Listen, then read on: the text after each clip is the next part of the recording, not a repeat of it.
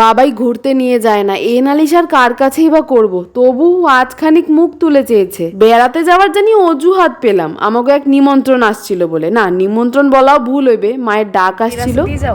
হ্যাঁ, এটাতে যাইতে হবে। আমার বাবা আবার ওই পেটে কথা মুখে লাজ, মানে ওই কোনো অনুভূতি সে সহজে প্রকাশ করতে পারে না। তার মুখপানে চাইয়াই বুঝে নাও যে এখানে এসে সে মহা খুশি। বাড়িতে শ্যামা মায়ের পূজার ব্যস্ততায় ভিডিওতে তাই সবাইকে ধরা হয়। বাবাই তো হরদমই আসে, আমি আর মা আজ প্রথমই গেলাম। তবে বাবার মুখে গল্প শুনে শুনে সবাই চেনা। যাতায়াতটা বাবার ব্যবসায়িক সূত্রে হলেও সম্পর্কগুলো তার চেয়ে অনেক আপন।